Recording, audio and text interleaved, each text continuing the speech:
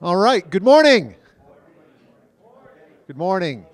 Um, we've got three report outs this morning. First one is on our Business Technology Management Office. This is a new thing, of a way how we, in theory, will get projects pulled through by the business and delivered by IT. It's a sort of a, I'll let the team explain it. We also have an update from Water Distribution and an update from Water Quality Lab. I wanted to just take a minute. Most of you walked in and were probably given a yellow sticky and something to write with. And so next week, the executive team is going to get together and do a workshop and try to get better at supporting people at the front line, section managers, leaders, everybody throughout the organization. So what I would like you to do, and you don't have to share these right now, and they can be anonymous, I'd like you to write down on your yellow sticky one thing that you would like to see leaders do more of here at Denver Water. So it doesn't have to be necessarily the executive team. It could be your direct supervisor. It could be somebody else. But just write down one thing you'd like to see leaders do more of here at Denver Water. So think about that, and I'll hand it over to the team. All right, so this week, like David said, we looked at establishing a business technology management office, kind of the process in general. The process owner was Virginia Roberts. She's our new business technology manager. And I'll actually invite the team on up here, and they're going to give the presentation. So come on up. Good morning. We gathered together this week to establish the standard work for my new department called the Business Technology Management Office. This is kind of to skip forward to a few slides ahead. The reason that this office was formed was to make better decisions around our IT investments. Everything we do here at Denver Water in the IT spectrum is amazing and it adds value. But the difference is I've been tasked with a mission of making more strategically aligned decisions. It's kind of like buying Christmas gifts for your kids. You can spend $100, let's say $1,000. You can spend $1,000 and have 25 different little mini gifts under the tree. But it may make more sense for your child to have 5 gifts for that same amount that last longer, give a little bit more playtime, have an educational value to it than it does to spread that money around into little gifts. That's one way of looking at it. So here's the team. They're absolutely fantastic, and I have to say I've never entered a new job or a new role where I've had an amazing team of people to help me figure it out. So I am truly blessed with this RIE and this team. We have Mike Amara. We have, I keep wanting to call you Justin. I'm so sorry. Jonathan Spitzy, Matt Larson, Tad Kogan, Greg Moore. I'm Virginia Roberts. This is Eric Decker and Jeff Gully. Okay, and I also want to thank the Systems and Programs team. Greg taught us a whole lot about what they do in that program to make decisions for capital and operational expenses. We borrowed a lot of that and tweaked it to make it make sense for IT investments. I'd also like to thank IT. They have some representation here. You've also built some amazing technological systems that I will have the opportunity to help continue to grow and foster. I also want to thank the executive team. They popped their head in at the end of each day and asked us a lot of questions and challenged us. And more importantly, they have given us their blessing and their support to move forward. So we are ready to start the machine, as Christy likes to say, next week and get it moving. Okay, so I went over this briefly in the beginning. Why are we here? What was this RIE about? Many of you have probably been exposed to a report from Grant Thornton. They took a look at what Denver Water was doing with its IT investments and said, whoa, you guys are doing some great things, but maybe you ought to think about spending a little bit less money and being a little bit more targeted in what you do.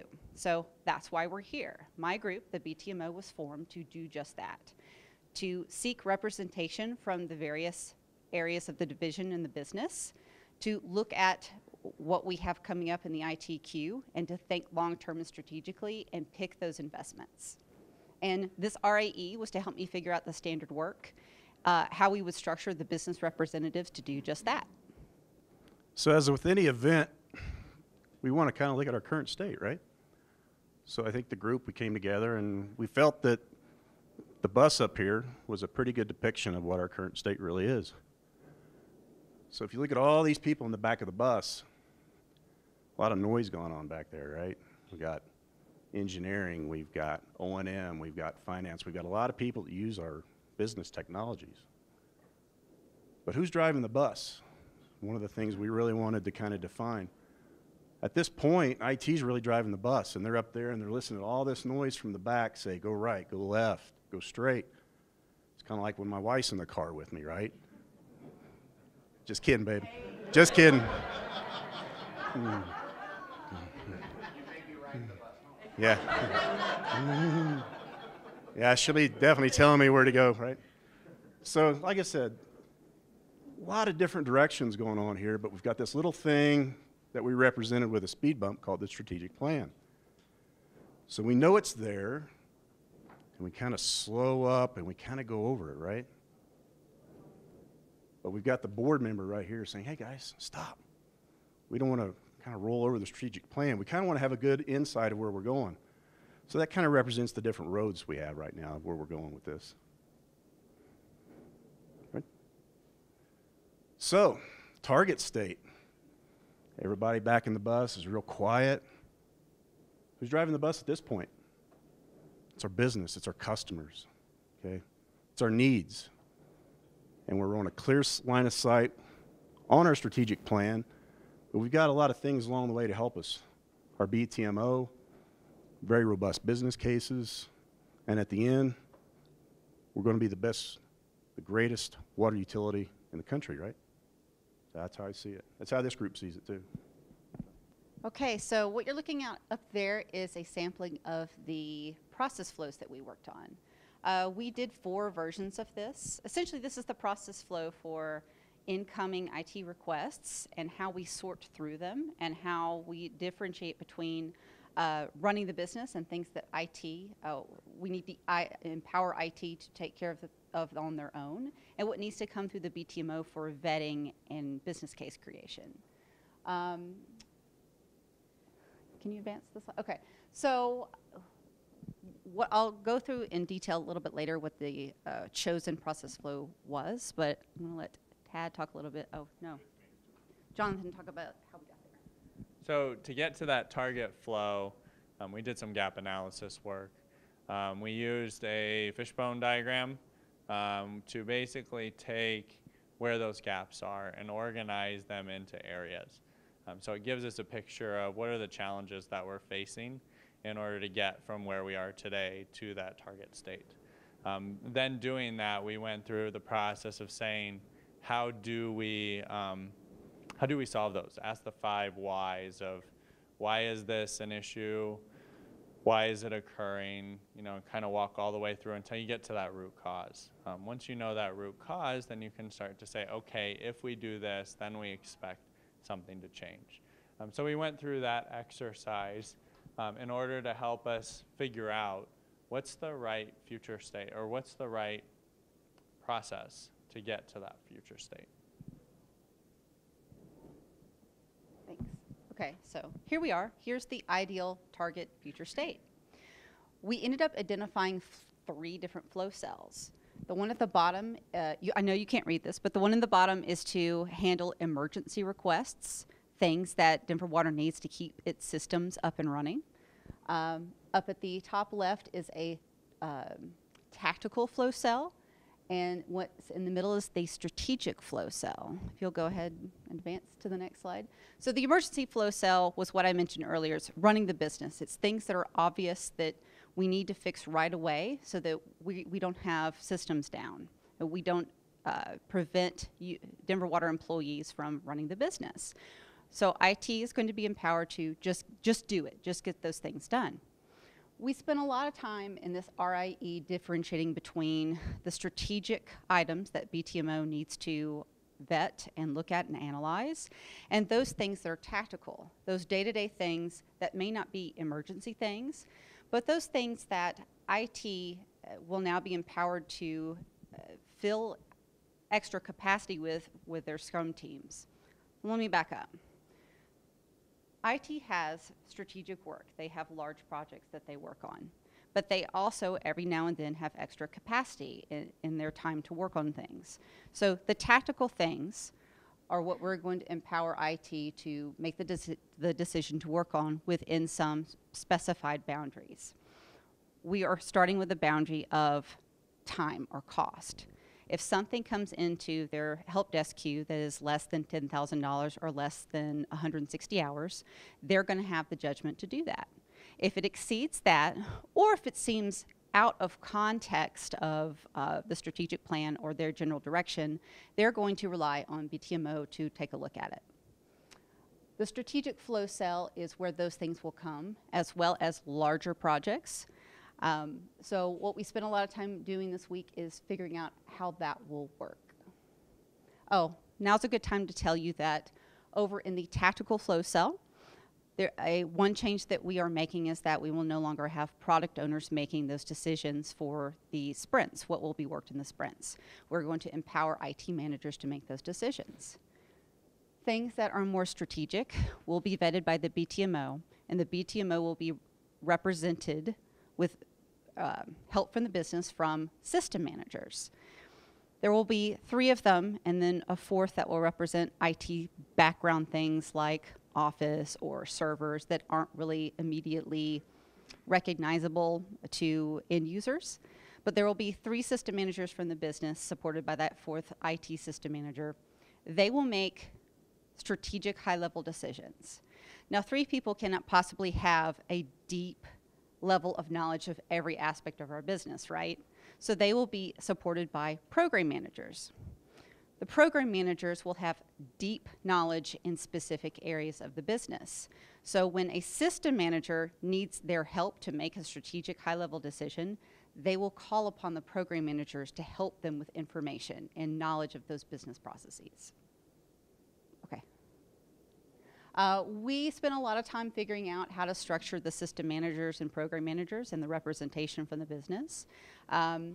One of the lean tools that Christy and David introduced to help us figure that out was this chart here. We put all of the IT applications or programs down on the left-hand side. Those are the software programs we use and support.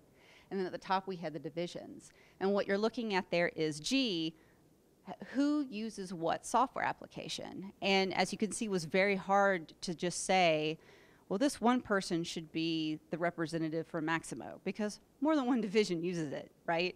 So that's how we came to the conclusion of the 3 systems to kind of consolidate and group like needs. So we also put together standard work for the system and program managers. The system manager is somebody that has judgment and decision-making authority. Here are the 3 primary systems that I mentioned: enterprise asset management, enterprise resource planning, or in non-IT speak, that means HR, finance, and procurement. And the 3rd one is the customer information system and data services. I think the next slide is another picture of our standard work, how we will meet and make those decisions. So we also have a mission control that will be located outside of room 211. We chose that space because inside 211 is the mission control for the business technology transformation itself. So this is so closely partnered with that. We wanted to put it inside that room, but we ran out of wall space with our sticky notes and all those other charts, so it's right outside that door. I'm going to quickly run you through the high-level organization. We set this up to be read and studied from left to right. So ideas and business cases will come in at the left, or we will, I'm going to make a corny analogy, bear with me. We're going to collect the ideas and work them as business cases, and then they will, when we prioritize and decide which ones we're going to do, they will go over to IT for treatment of those business cases and projects before they are distributed to the organization so that the organization can realize its value. Nobody's laughing, so that joke just kind of went deadpan. We tried to put a cute little spin on the water industry, but that obviously just crashed and burned. Well, it was his idea. But I loved it. I thought it was awesome. So I'm just as guilty. Where's that bus that you just put? I knew you would. See, I told you he'd love it. No, I'm picking on Eric, but I want to give Eric a tremendous amount of credit because this left to right was his idea. We stood out in the hall yesterday and we were racking our brains for how do we mimic the systems and programs wall? How do we orient this? And he had this vision of, you know what? It's like water, it gets delivered, and let's go left to right, and that's kind of a natural way that people would visualize and read this board, and I thought it was brilliant. So I'm picking on him, but he gets a lot of credit for this mission control. So ideas will come in. You will be able to see right there what ideas the BTMO is working with the system and program managers. You will also see a chart of our workload. Now, it is our goal to avoid a bad situation where all of the business cases come in budget season, because we don't want all of them in June and July because the quality of the business cases will sink. So we would like to spread out our load throughout the year. So if you have ideas, don't wait. Come and talk to me. In the middle, once they are prioritized, you will also see our preliminary ranking. As we finish the business cases, you also kind of see a predictor of both what's coming next year, likely to come next year, and also if we have extra capacity in IT, what we might nominate to go into early this year. So in the middle, it will be some project performance metrics on the projects in work this year on IT. So we'll have an overall project metric graph, and then it will break it down into the 4 systems. We'll also have a project list that gives you project-specific information. And then we'll have, you can't see it, it's very fuzzy, but my handwriting was bad anyway. You'll see some graphics that break down the investments by system and by strategic alignment. And then on the far right, you will see a schedule of when the BTMO will do value verification of completed projects. Something that the BTMO has been asked to do is follow up after a project is delivered to make sure that the original value proposition proposed in the business case is in fact being realized. And if it's not, we'll look at why, and then we'll have some corrective actions on how to fix that. Sometimes we may have we may not have thought of something when we were implementing the IT product itself, or sometimes it just training wasn't good, or sometimes business processes changed, or user adoption is struggling. So we'll also track the trends to see if there's a repetitive trend. So in a mouthful, that is what's on the mission control board. And that's just a close-up of the right-hand side. So the completion plan. I have a lot of work on my shoulders. We will distribute the standard work and communicate to the system and program managers. We also have to solidify who those folks are. I will schedule the meetings to start the machine. These are the meetings that are described in the standard work. Generally, to give you a preview, the system managers will meet twice a month, very similarly to how the system managers meet for systems and programs. We also need to develop a mini business case for the smaller tactical items that I told you would fall out of the backlog request process. And I just skipped ahead, sorry. I'll work with the system managers to identify the program managers. Doing insights. So we'll go through all these. You guys can kind of read through the insights, but I think more than anything, I just kind of want to talk about how this group performed this week. This is probably the best group I've ever been involved with. I mean, we've got some really smart people here that Virginia touched base on at the beginning of the presentation, but you know, this event was extremely tiresome, I know for me.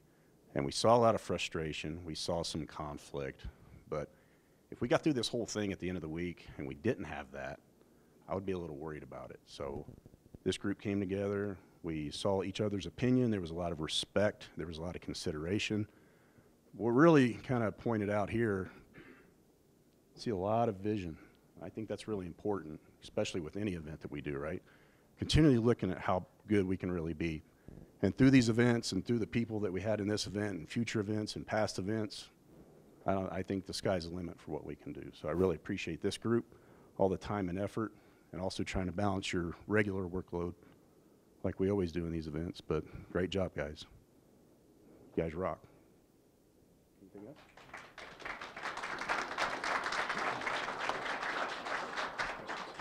Questions?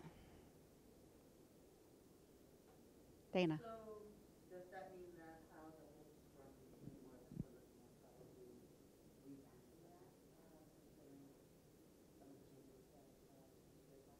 There'll be yes, there is follow-on work.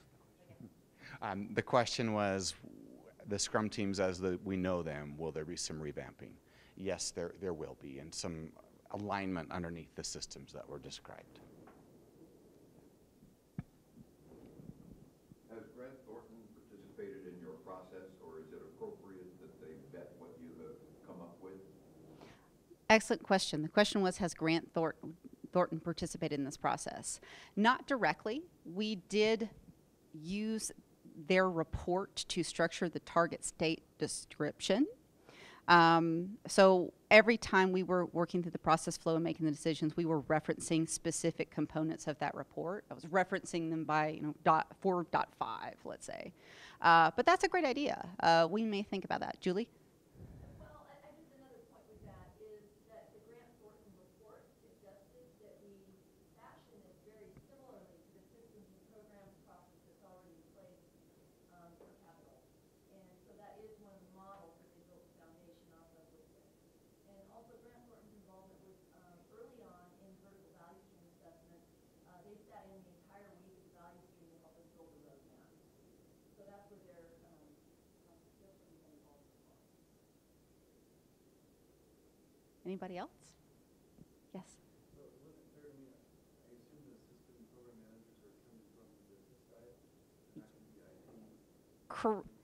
Correct. The question was, are the system and program managers coming from the business? Yes, except for one exception. All of the system and program managers, except for those IT infrastructure things like storage, servers, a database upgrade, will come directly from the business. Absolutely, because the idea is that they know what they need and they know how the business runs in the areas.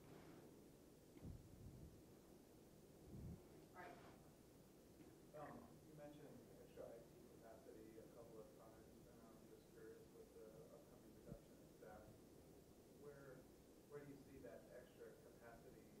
Where is that stemming from? Would you like to answer that one? It will be the opposite of the supersize.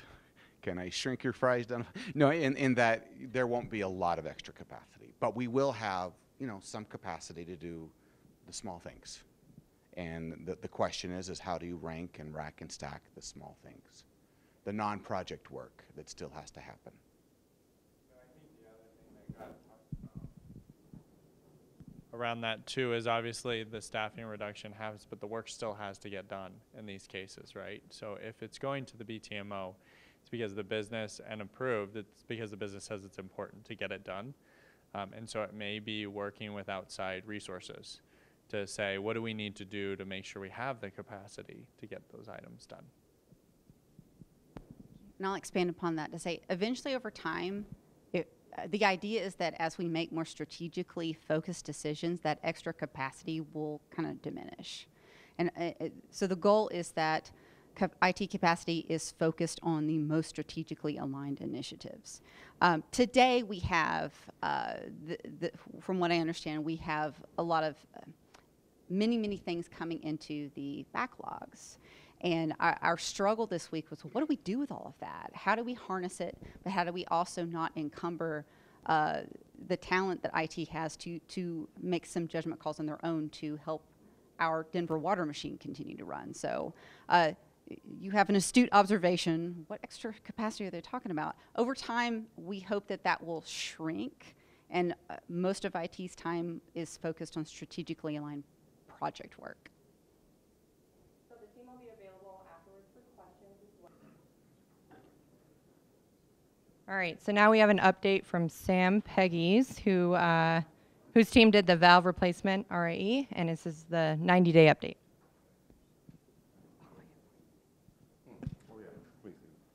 Good morning, everybody. Just want to give you an update for the 30, 60, 90-day update on the valve RIE we've had. Our crews have been working to improve what we do, how we do it, and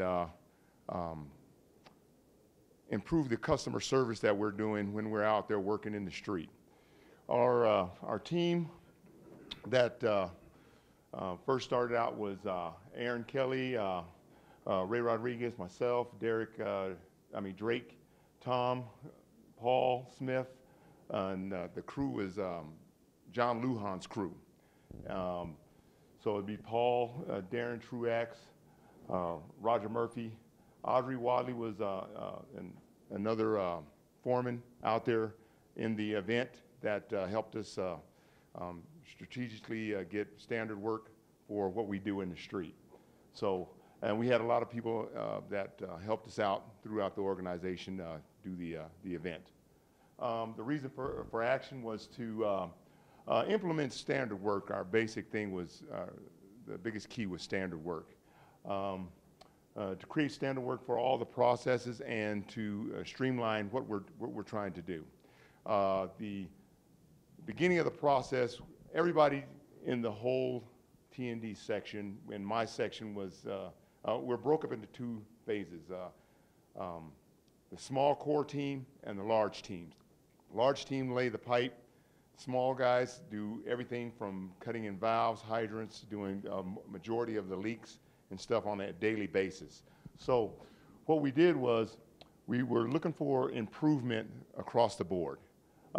Safety improvements, we hit 10 safety improvements in this RIE. We did the T&D crews trained. We've had 3 crews. The 4th crew is coming online, and they're getting trained to use the same standard work that the first crew has done. The handoffs have been going well. Our production has gone well. We were looking for a 25%, but we made 17 because we removed a person out of our standard work. So the customer outage is our biggest savings so far. We had a 6-hour, if you look at from year in to year end, we've had a 6-hour water outage. We've reduced that down to 3 hours, and we're getting better on, depends upon what size valves we're doing. So we've had like a 54% decrease in water outage. So our production has gone up. The water outage for the customers is getting real good. So we can't complain on that. Drake Dennard and Tom are doing the completion plans on those. Our review of our metrics are on our board at Einfeld. So if you want to come by and take a look and see what everybody's doing, the process that we're going through is getting, it's getting better as we hand it off to different people. Go to the next one there. Our insights. The guys that have not participated in an RIE, when they first came into the process and they don't have any idea of how the process is going to work, they finally figure out that this process works for them because they're the ones doing the work. They have to figure out how to do the work better, and in the end, it's a benefit for them in the end. So Darren had a big eye-opening because it was his first time through the whole process, and he thought the process worked seamlessly from beginning to end. Our improvement that made the process better was safety. We got better shoring that we use on a standard basis to shore our holes up, and that was one of the biggest keys going from where we are and digging the holes to a standard size, slapping the shoring in one time, getting the work done, pulling it out. Takes about, I'm gonna say 15 minutes to get it off the truck, set it, and then another 15 minutes to get it out of the hole and set it back on the trailer. So it's running really smooth.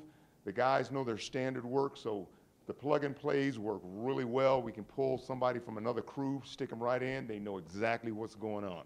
So that is that's a really good thing that we come up, and like we said, the standard work is working well. It's working really well, and we're just trying to move that process through crew to crew. We have like 16 crews out there, so to move that operation from the handoff from all these crews is going, just like, let me put it like Trump says, it's tremendous. Trump, it's tremendous. No, the guys are doing really well with it, and they're just taking and running with it. So if you want to see our wall, it's over at Einfeld. Come by and take a look at it and see, have any questions, just let me know. Questions out there?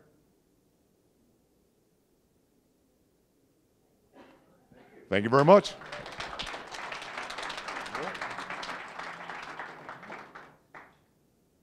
All right, now we're going to have an update from the water quality value stream. I think. And I'll hand it over to Craig McGonigal. Thank you. Who's driving slides? Excellent, very good.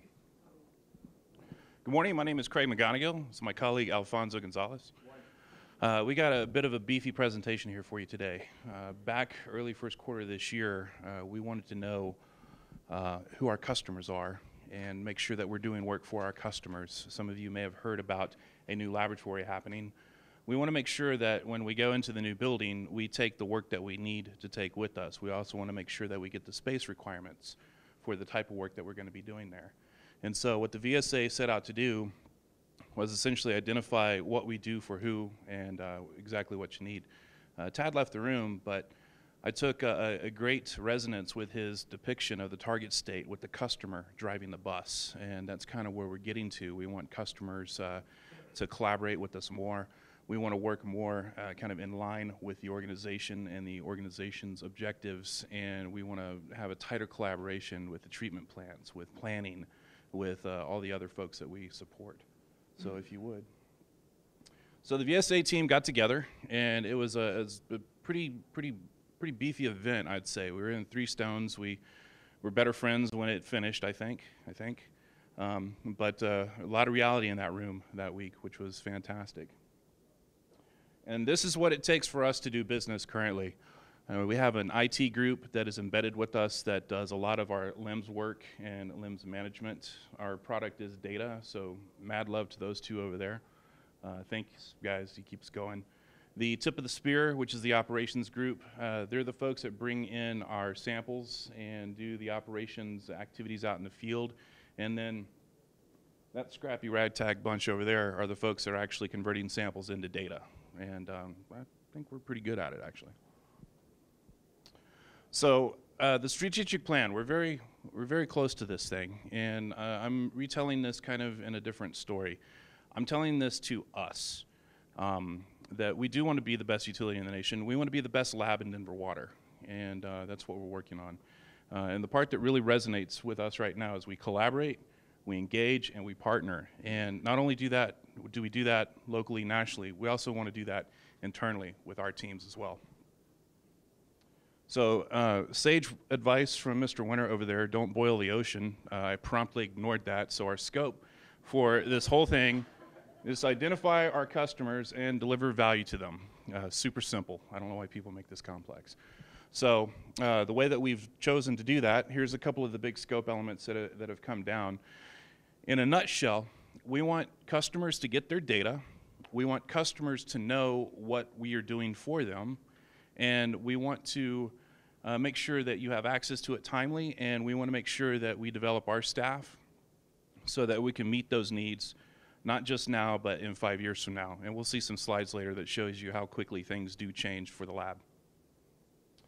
So again, the compliance work to the left, this is how we pay rent. We're not going to get out of this. This is stuff that we do for state, federal regulations. We support environmental compliance with this type of work. We support lead copper rule, drinking water regulations, Clean Water Act regulations. And then on the right side is the kind of fun stuff that we're doing, working with internally, collaborating with different groups. We're doing some pretty novel methods with disinfection with ozone, and we're supporting that project. We're working with a handheld lead tester to see if it can compare to a $170,000 piece of lab equipment so we can get quicker turnaround out in the field. So we're doing a lot of really cool bench work also that we have to find time to do so. The centerpiece right there is stakeholders' data utilization and our lab analysis and expertise. We want to see that be super tight, be super synergetic, and really get the customers to, sorry Tad, to drive the bus also with us. And I'll turn it over to Alfonso at this point. So I'm going to present some laboratory data that is currently being compared to some of the past data that we have. And what you see here in this first plot on the top here is from 2015 to 2017, we've had a major increase in the samples that we receive at the lab. And you can kind of look at this plot at the bottom here with the number of employees that we've had as well that's occurring with this increase in 2017. You know, we see a reduction in employment staff, but we also see this increase in sample load. And what's kind of interesting here is in terms of capacity needs, you see an increase of samples being sent to contract laboratories. Next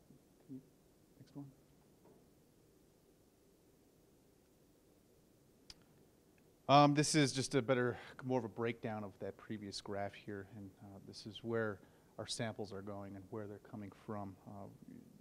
In 2017 here, up to date, we've had 9,655 samples for lead and copper only, and these are Denver Water's efforts in collaboration with the public school system, Denver Public Schools, Littleton Public Schools, as well as our ratepayers in terms of assisting them with confirming what is at their tap. In the plot on the top left there, top right, that is more of a breakdown of where these samples are coming from. So distribution system has relatively remained stable. We have seen an increase in watershed, and the other samples, that category directly ties into the lead and copper sample load that you see there. I've got to give a shout out to the continuous improvement process. We have essentially been able to kind of determined what sample collection and sample analyses are value versus waste, and we've been able to kind of make these calls on, you know, are these samples mission versus vision. And this plot on the left here, this is essentially our backlog from September of 2007, this year, and this is broken down into samples needing entry, samples needing review, and it's further broken down into in-house samples versus contract samples that are sent out. And I've got to applaud Craig over here as well, because he has been the main person behind either getting this data entered or getting this data reviewed. This is a breakdown further of that scatter plot there, and this is this current? This is current. This is a daily breakdown of where those numbers are coming from. And like I said earlier, lab entry, lab review, contract entry, and contract review. Go ahead, yeah. Thank you, Alfonso. So you saw what we're up against and what we're doing, and we're meeting demands. We're hitting it. We've got a few improvement places that we can get to, but please, please, please don't add anything else to our plate. The answer is going to be a very polite and delayed not yet. And so, having said that, we're looking at a new facility, more square footage, more space. What kind of people do we hire? Do we hire biologists? Do we hire ecologists? Do we hire chemists? Do we hire data managers with the amount of data that we have in there? So looking pretty deep into what we do and who we do it for is helping us kind of direct the vision of the new laboratory. What you may not know about the new laboratory is it's not just a building, it's a partnership that we're trying to forge with some very, very powerful local entities. If it were just a building, we would have built it by now. So as we work through that as to how we fit into that program and how we fit into that mission is something that we're looking forward to getting out of these events that are up here. So we have a rough number of about 170 hours per year was spent on people doing nothing but getting you data. So when Kevin calls and says, hey, do you have chat field, whatever, over the course of 2,080 hours, 3 people are spending 150 hours just getting that data for him. And so again, kudos to our apps team. We're building tools to get data to the customers. And so one of our metrics for the VSA at all was to reduce the amount of data requests or amount of time spent on data requests. And so we've built tools that allow customers to go directly to that data source to get it, to pull it down, to work with it. We are offering training to get into our lab database system so that more sophisticated users can get in and get down into the nitty-gritty of what they need. And what that's doing is that's taking capacity needs off of us as a laboratory and off of us as water quality in general, and that's allowing us to work on more value-add work. There's very little expertise in me getting you your data. We could technology solve that easily, and so that's some of the things that we're working on. A lot of love to Diego over there also. We have a lot of locations out there that customers just don't know where we're taking samples from. And so a couple of GIS teams are working on tools that allow customers to get to what the sample location is called, so they could use that information to go back to LabNet and get their data, get to work, finish their project, make their decision or whatever it is that they're doing with the data. So a lot of the heavy lifting that technology can do, we're really trying to push that way and you get the machines to do the work and keep the people effective. Any questions? I nailed it. All right. Excellent. It's a big project. We're talking to all of our customers. We're talking to treatment, and we sat down with treatment. What do you need us to do? And one of my takeaways from that was that treatment was surprised at how much we do for them, not only just the regulatory work and the monitoring work, but they want TOC, they want plankton, and they want taste and odor analysis right now. That's good to know. That helps me prioritize work in the lab. I'm going to throw some love your way, Mr. Rood. I was so happy to hear that you just want to see that lead data coming from the customer, lead sampling. Somebody wants that data right now. So that's great. I know exactly what to do. Mr. Montfort back there, he's got environmental compliance to worry about, and he wants the stuff now. And so it's really easy to do the work when you know who the customers are. And that way, if there's a gum up in the works or something like that, we know that we can call Dave over there and say, Dave, we had an issue. We're not going to get you your data right away. I'll have it to you by end of business. And that way, he doesn't hold up his process waiting for us to essentially show up. Same thing with Mr. Yuri there. You work with very large data sets, right? And so, you know, sorry, man, I don't have time to get 20 years worth of conductivity data from site X, but I know how to help you get that. So again, we're just trying to be the best lab in Denver water. No offense to Materials Lab. But our customers are number one, and we're trying to get there. So thank you.